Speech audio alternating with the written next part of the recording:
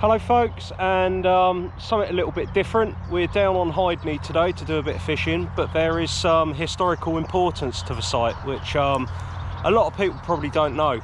So yeah, there was an incident called the Shinewater Marsh incident, which occurred on the 8th of November 1943. An RAF Mosquito was scrambled to intercept a Messerschmitt ME410, which was approaching Eastbourne. So once it scrambled at approximately 22:45 in the evening, the plane was spotted by the pilot squadron leader Bill Maguire and his radio operator flying officer W.D. Jones. So they engaged the ME410, which caught on fire and plummeted from 25,000 feet.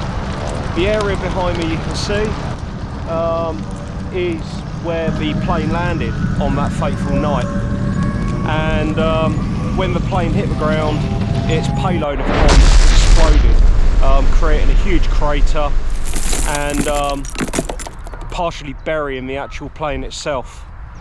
The crater and wreckage was spread for quite an area, and it made retrieval of the wreckage very difficult. So over the years it became a watering hole for cattle on a farm, and that was it. Back in 1973, however, it was the Wealden Aviation Archaeological Group. They decided to do a dig because, you know, it was known but not widely known, and with new technology back in the 70s, with the introduction of JCBs, they brought a wheeled JCB down to try and dig it out, but unfortunately they nearly lost it. So that was postponed until 1976. They managed to get a tracked JCB, which was a lot more stable and sturdy, and they managed to pull a lot of the wreckage out from the pit you can see behind us. Unfortunately, I don't know what happened to the wreckage, where it went. They didn't find any human remains, but they did find ID tags of the two airmen that were actually inside the plane that went down. There was a man called Wilhelm Schmitter, who was a highly decorated flying officer who had quite a lot of successes between 1940 and 1942. And he had his officer with him, which was Felix Heinzinger. So I don't know whether they tried removing anything and burying it in a local cemetery or not, but I don't think there was much to be found back in 1976. It's quite a poignant year this year, so it's going to be 80 years in November when this plane crashed. And the interesting thing about it is the amount of people who probably walk around this place and don't realise that this is actually a war grave. There's no signage, there's nothing to like notify you, or, you know, commemorate's the wrong word, but there's nothing here to kind of let you know. What I'll do is I'll put up on screen in a minute some bits from a magazine from a few years back that a good friend of mine showed me, which is how I know about this incident that took place here. But yeah, again, the final resting place of two German pilots. How many people know that in Eastbourne? Anyway, let's get back to fishing.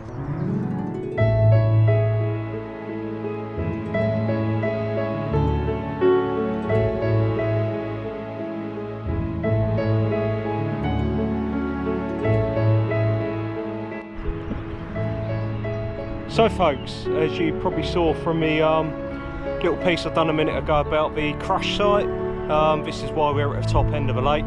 You can see it's a really lovely day today, and it is actually Coronation Day for old Charlie boy.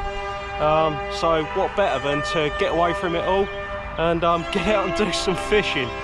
So come and join us, and hopefully we'll get a few on a bank. Catch you next time. Let's go. Hi folks, we're down at the lake. So this is James's first time down here. Hopefully he'll have better luck than what I did when I came down here and I blanked on the first 3 sessions I ever came. Yeah, so welcome all to Come Blanking with Messrs Andy and Jamez. We have before you what looks like an absolutely wonderful kind of country park lake. I believe it's council owned. It looks good. Well, the grebes are out, that's for sure. So I don't know, menu of the day, we're looking at worms, sweet corn, a little bit of method mix. I think we're going to win against the rain. It is Coronation Day. Fingers crossed we will. Hopefully it will slow down, but it's not heavy. Yeah, fingers crossed. And correct me if I'm wrong, Andy, the stock in here is bream, tench, the usual silverfish, but there is apparently some nice tench in here. So there's a very small stamp of carp as well. I'm not sure what size they really get up to. I know one came out about £10 in a competition not so long ago, a few weeks back, but what they get up to, I don't know. I know that they're mainly commons in here. And the other thing is, I should imagine they go like bloody steam trains, because the maximum depth in here is probably sort of like 4 or 5 foot. It's not very deep at all, so when they do run, it's like the tench, they do run. So yeah, so it's going to be silverfish and tench day for us. We're certainly not really targeting the carp. If we get one, it'll be a nice bonus, but this is going to be a pleasure day. I know that Andy's hooked into a nice rudd, I believe. The mighty rudd, the mighty stripping line. Have you seen that episode? You've got to watch that episode. Yeah, without further ado, we are going to unpack. I'm going to have a bacon sandwich. I don't think Andy's brought his coffee gear, but never mind, because I always forget mine. So yeah, tune in a bit, ladies and gentlemen. Let's get cracking.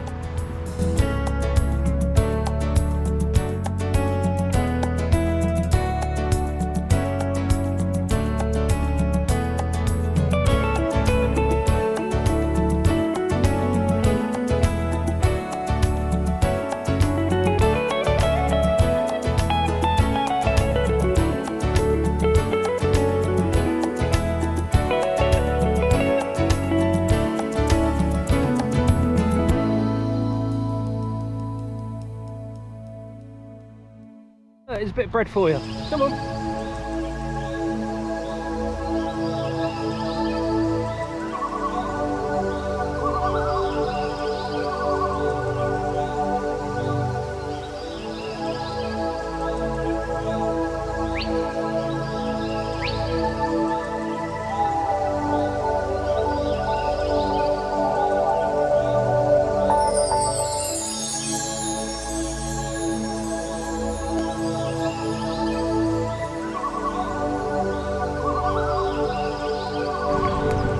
Yeah, Mum. Do you want a bit? There you go. Are we running? We are running.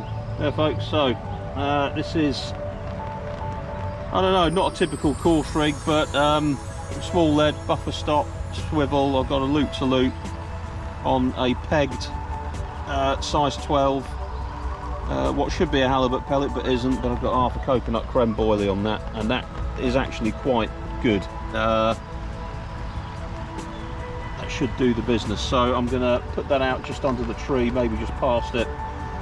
Just bear in mind, James, so this is the first time James has fished here. The water is very clear today, and you also have to bear in mind that the depth is really shallow in close, so you're probably better off pumping it out a little bit. It's literally about 2 or 3 foot out there, so yeah. So I stand corrected, said the man wearing the orthopaedic shoes. So I'm going to pump it out a bit. Dad jokes, aren't they the best? Dad jokes are the best. Yeah. Until later. Yep.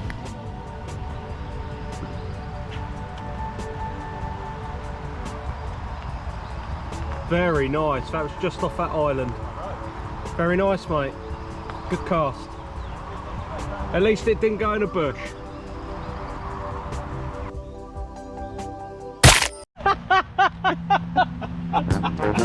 Come on, let's see it. Stand up, let's see it. Right, with my back.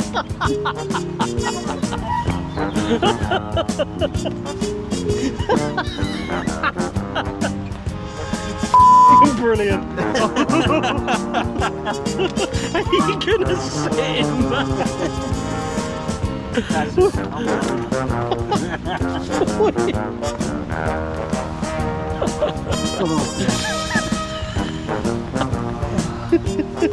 Cut. Cut. Oh, that was brilliant. Right folks, so I got this rod out and there was a very kind gentleman, I can't remember his name, I think it was Royce, who I met the last time I was down here, and he gave me some of these tiny little pellets to try out. So on the left hand rod I've got one of these pellets with a little feeder and some of my bread mix, what I've got there, which I made method mix. And on this rod, so I'm going to have quite a big feeder. I've also got some sweated down halibut pellet, which you can see down there, with my sweet corn. So basically I've just got a load of halibut pellet, stuck a load of boiling hot water over it, and it allows you to kind of mould it into a paste. So that's what I'm going to put around that method feeder. You comfy there, mate? And I've got a tiny little hair rig there, so but on this one I'm going to be putting sweet corn and worm, the old good old dendrobinas. So let me get that rigged up and we'll sling it out. And as you can see, yeah, the weather's lovely now. So good old Prince Charles, sorry, King Charles. Yeah, you got the best weather for it. For King Charles III. You're right there, mate. Scrap that one. You take the again. You can't swear, Uncle James. He likes lambasting people that are less fortunate than him. I'll tell you this one. Yeah, my poor back. The seat breaks. And I've got every sympathy in the world for you, mate. Which he hasn't. He's about to have a baseball top, anyway. Yeah. You mind your fingers. Yeah, I will. Yeah, mind I don't tread on yours. Any of you have seen Star Wars? He's doing it again. Return of the Jedi? Or Jabba the Hutt? No, I'm not Pizza the Hut either. So finally I've got both rods out. So on the right hand rod I've got the halibut pellet, and it looks like I've got an inquiry on it. The left hand rod, however, I might swap over and take that pellet off and get some worm on it in a minute. So, heron nut. Yeah, A380. Brilliant.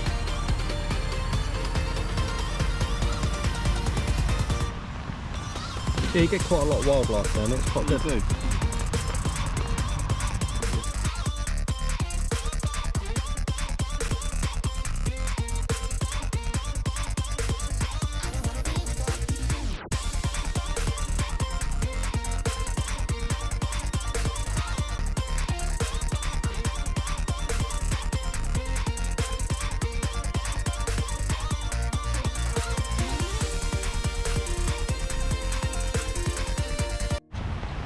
Okay, so on James's one we've put a load of worm through the pellet band, and well, We're going to see. and then on with a PVA bag as well.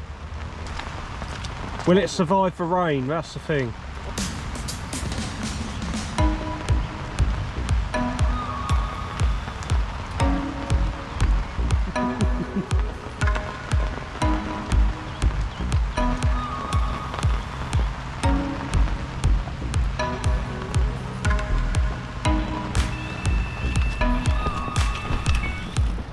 Here, James, hold this. Oh, yeah, I'm on. I actually caught it as well on film.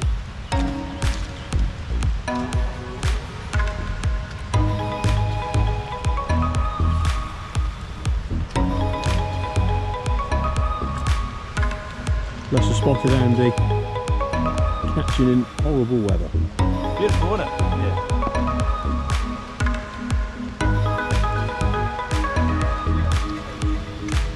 Oh, he's nice.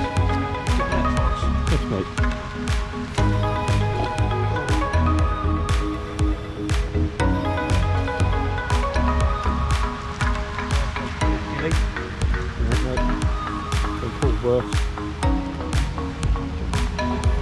we go, it's in the bag. Cool. Cheers, mate. Right, you got it. You got it. It's not a blank. It's Nice £2 female. wet knees. Yeah. You reckon it's female? Yeah, it is. Yeah. Yeah. Without a shadow of a doubt. Those gorgeous red eyes. Absolutely stunning fish. Let's go. Come over. Ready? This has got a bite. Yeah, go. And now we're going. Hold on, hold on. Gone back again. It's like worms are indeed the baits. Well, that's all I've had success on down here, really. So, oh, nice one. That's big enough, isn't it? Hey?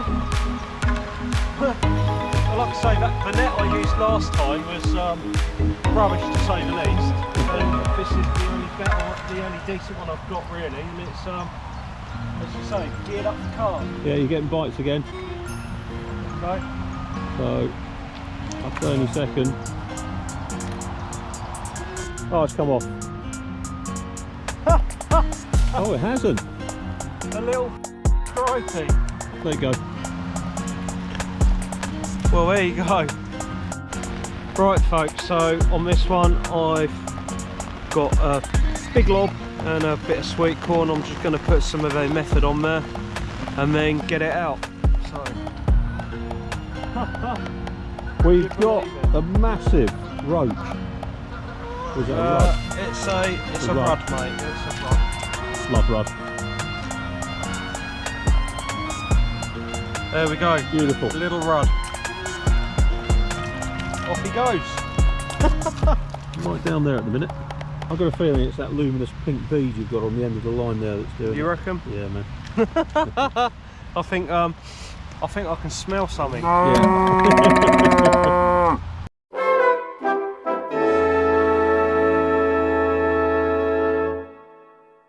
Wise words, always set your... There we go. Always set your bed chair up correctly so you don't get a aching bloody back a few days later. and then make it even worse when your chair collapses and... Yeah. Try not to come to the bankside with substandard equipment because your chair will collapse. Worse still, one of your good mates will turn around and just laugh at you. What other wise words are there? Yeah, all fails, use dynamite. Yeah, 3 fish, that tiny little perch, the mighty rudd and the tench. But yeah, it's been alright, isn't it, so far? Yeah, I think, James, you need to catch something. I did do a few days ago, a 31-pound cat and a 25-pound cat. That was wonderful, that was great fun. But I did do my back in. Would be nice for it to just rip right round and have a 6-7 pounder on there. Well, that would be lovely, wouldn't it? Yeah. How big did the bream go to? I'm not sure, Right, folks, as you can see, James has had a bit of an eventful session, what with busting his chair and busting his back as well. So he's packed up and he's about to head off.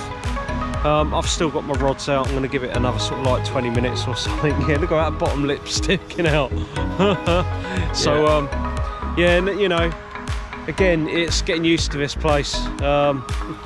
You need to kind of scale down your tackle a little bit, and you know, Big hint, catfish tackle will not work on this venue. no, a bit like me when I first come down there and I started using carp tactics and tackles, just too much. But anyway, mate, so good seeing you, and we'll see you next time. I'm going to stay here for a little bit longer, and I'll probably be heading off in a minute soon as well. So Indeed. Yeah, alright, so what are we doing next? When it's hopefully better weather.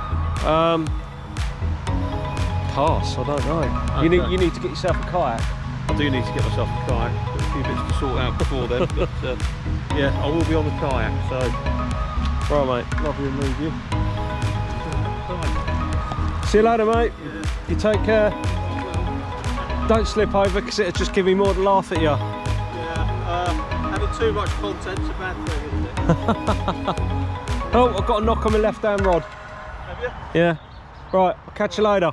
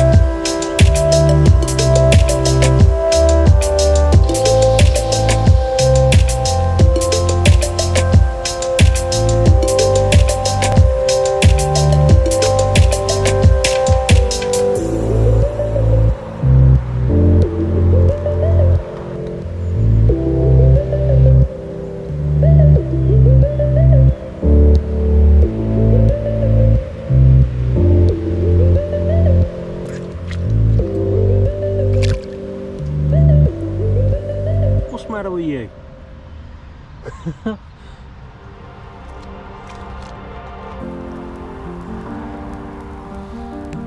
Okay folks, so I think I'm going to call it a day at that. I've had, what, is that 6 fish now? 3 tench. Was it? Can't remember now. Can't remember any fish. I'm sure it's 3 tench, a perch, and, or is that 4 tench now? Can't remember. But anyway, it's been quite a good session. Shame James had to go and didn't catch, but again, when I come down here first, I really struggled. But yeah, scaling down and using smaller gear, that seems to have paid off. But yeah, I think we got some more rain heading in, so I'm gonna try and clear up all of that gear, pack up and get back home. And so yeah, join me next time. I don't know where we're going to be. I may try and get out on a kayak again, because I love getting out on that. It's getting to that time of year I can start thinking about getting rid of the dry suit and put the wetsuit on. Anyway, thanks for watching. Join me next time.